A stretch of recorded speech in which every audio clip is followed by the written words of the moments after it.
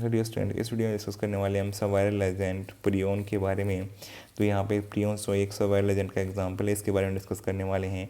Exam point of view से बहुत ही important topic है। एग्जाम में यहाँ से कॉमनली क्वेश्चन देखने को मिलते हैं, इसलिए वीडियो को बहुत ध्यान से देखना है, एंड तक देखना है, आपको सब बातें समझ में आ जाएंगी।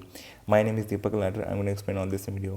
देखो, प्रियोन जो है सब वायरल एजेंट का एग्जाम्पल है। सब वायरल एजेंट क्या होते हैं? ऐसे वायरस जिसमें कोई ना कोई एक कंपोनेंट मिसिंग है, या तो उसका प्रोटीन कोड मिसिंग है या फिर जेनेटिक मटेरियल मिसिंग है। तो यहाँ पे प्रियोन्स में क्या होता है, जेनेटिक मटेरियल मिसिंग होता है। इनके पास अपना प्रोटीन कोड कैप्सिड तो रहता है, लेकिन जेनेटिक मटेरियल नहीं है, इसलिए ये कंप्लीट वायरस नहीं होते। तो यहाँ पे देखो, प्रियोन्स क्या करते हैं, कहाँ पे मिलते हैं? मॉडर्न मेडिसिन में certain infectious neurological disease cause करने वाले diseases were found to be transmitted by the agent. एक एजेंट कॉज कर रहा था, न्यूरोलॉजिकल डिजीज़ कॉज कर रहा था, इन्फेक्शियस नेचर का था। किससे बना था? Abnormally folded protein. तो abnormally folded protein neurological disease cause कर रहे थे एनिमल्स में।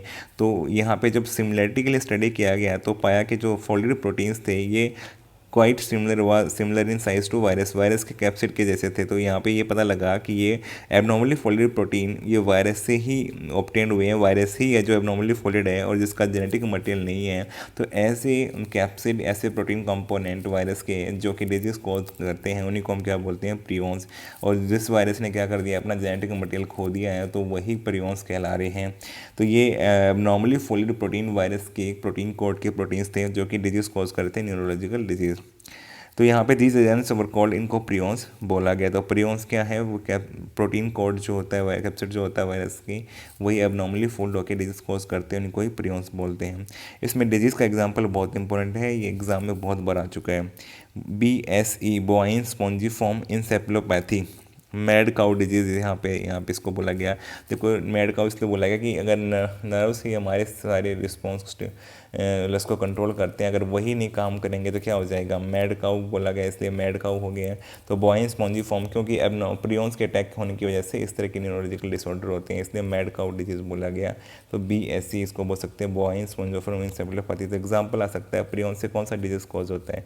बॉइन स्पॉन्जिफॉर्म इंसेप्लोपैथी या फिर मैड काउ डिजीज़।